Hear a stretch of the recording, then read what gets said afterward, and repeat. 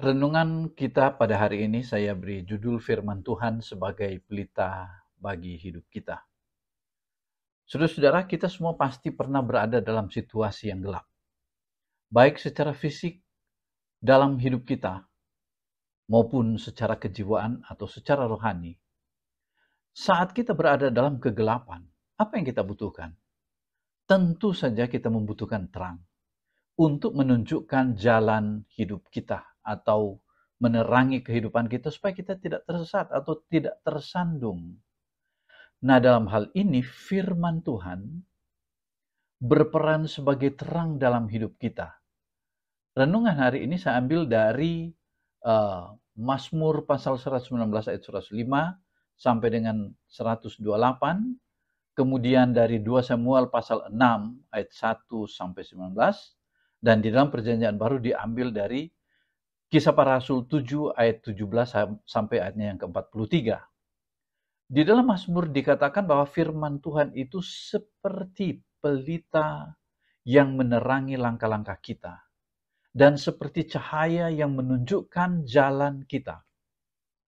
Pemazmur mengajarkan kepada kita bahwa ketika kita mengikuti firman Tuhan, kita akan selalu berada di jalan yang benar.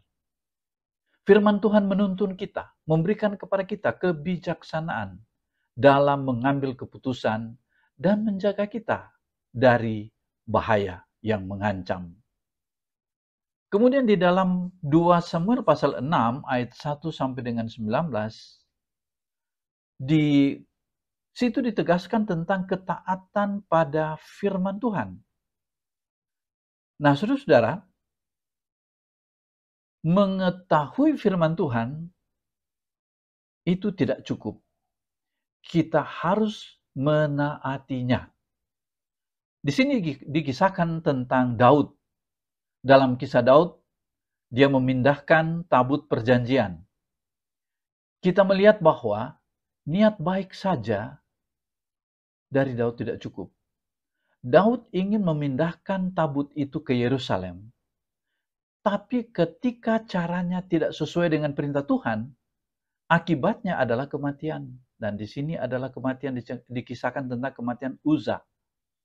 Dari sini kita belajar bahwa ketaatan kepada firman Tuhan harus dilakukan dengan sepenuh hati. Bukan hanya dengan niat baik. Kemudian di bagian ketiga dari firman Tuhan yang kita ambil hari ini, yaitu Kisah Rasul pasal 7 ayat 17 sampai 43, dikisahkan tentang akibat ketidaktaatan. Kita tahu Stefanus dalam pidatonya, martir yang dikisahkan, mengingatkan kita tentang sejarah bangsa Israel yang sering kali tidak taat kepada firman Tuhan. Ketika mereka tidak taat, mereka tersesat, jatuh ke dalam penyembahan berhala, dan mengalami berbagai kesulitan. Ini menunjukkan betapa pentingnya kita terus hidup dalam ketaatan kepada firman Tuhan, agar kita tidak jatuh dalam dosa dan penyesatan. Jadi saudara-saudara, firman Tuhan adalah panduan bagi kehidupan kita. Seperti seorang penunjuk jalan yang hebat, yang handal. Firman Tuhan selalu memberikan kepada kita arah yang benar.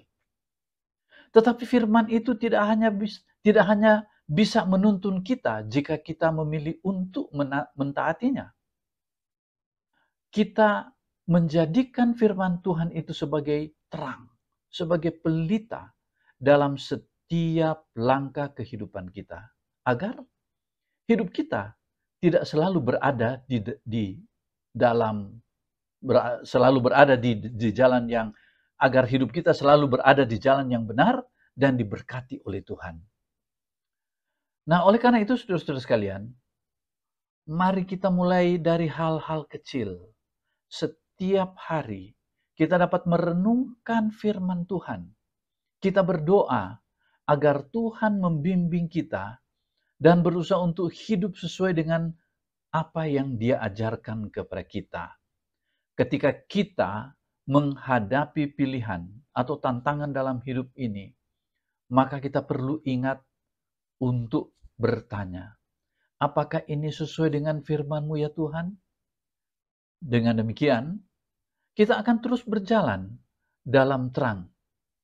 Karena dalam kehidupan ini, ada begitu banyak hal yang kita tidak mengerti. Ada banyak hal yang membingungkan kita. Mulai dari keadaan sosial, keadaan ekonomi, masa depan, melihat akan hal-hal yang terjadi akhir-akhir ini, kita berada di dalam satu situasi yang membuat kita bertanya, bagaimana dengan keadaan dunia saat ini? Dengan adanya bencana-bencana alam, mulai dari gempa bumi, tsunami, belum lagi perubahan iklim yang menyebabkan panas yang banyak membunuh orang di beberapa negara. Kemudian juga dengan hujan yang menyebabkan banjir, tanah longsor. Dan kita tidak tahu, kita itu dalam keadaan bagaimana pada esok hari. Apakah saya masih bisa menikmati hari esok ketika saya bangun pagi dengan penuh kesegaran? Apakah saya masih bisa hidup pada bulan yang akan datang? Saya tidak tahu. Apakah saya masih bisa hidup pada tahun yang akan datang? Apakah saya masih berumur panjang? Itu pertanyaan-pertanyaan kehidupan manusia. Dan kita tidak dapat menjawabnya dengan satu kepastian yang dapat kita pegang. Tapi ada satu yang pasti, yaitu bahwa firman Tuhan itu adalah penerang bagi kehidupan kita. Yesus sendiri dikatakan oleh Injil Yohanes, pasal yang pertama dikatakan bahwa dia sendiri adalah firman itu. Artinya bahwa ada firman tertulis, ada firman yang hidup. Nah, firman yang hidup itu terwujud di dalam Yesus Kristus. Dia tidak hanya mengajarkan firman Allah, tetapi dia sendiri adalah firman itu. Dia adalah Allah sendiri yang menjadi manusia hidup di antara kita agar kita dapat melihat kenyataan firman itu ada di dalam kehidupan dia. Mulai dari kasihnya, pengorbanannya, cara hidupnya, kedekatannya dengan Bapa di surga. Inilah manusia Yesus yang Allah hadirkan di tengah-tengah manusia agar kita apa?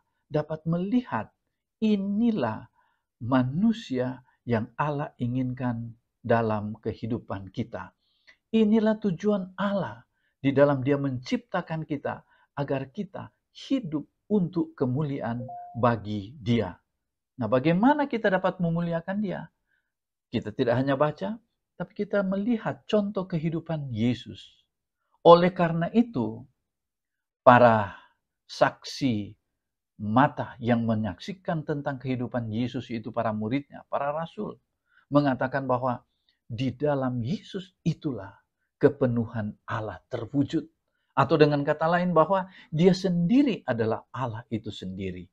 Manusia cukup lama meraba-raba di mana Allah itu, bagaimana keadaannya. Tapi kemudian firman yang hidup itu datang menjadi manusia dan Allah katakan, inilah dia. Dialah Yesus. Dia adalah Tuhan dan sekaligus dia adalah juru selamat kita manusia. Kita boleh saja mengikuti perintah-perintahnya, tetapi pertanyaannya, siapa saya ini di hadapan Tuhan? Saya tetap orang berdosa. Saya tidak dapat mengikuti firman itu satu persatu. Firman tertulis itu saya tidak mungkin sebagai manusia untuk melaksanakannya dengan sempurna. Oleh karena itu, dengan kita melihat kepada Yesus sebagai pribadi Allah yang hadir di dunia ini, Dialah yang memberi kekuatan kepada kita melalui kuasa Roh-Nya.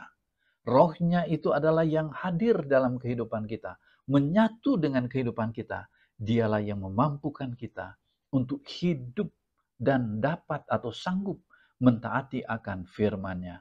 Kita bersyukur karena kita memiliki Allah yang menciptakan kita, memelihara kita, dan Dia juga adalah Allah yang datang menyelamatkan kita dari dosa-dosa kita, dan kita memiliki Allah Roh Kudus yang memampukan kita untuk hidup sesuai dengan kehendak-Nya.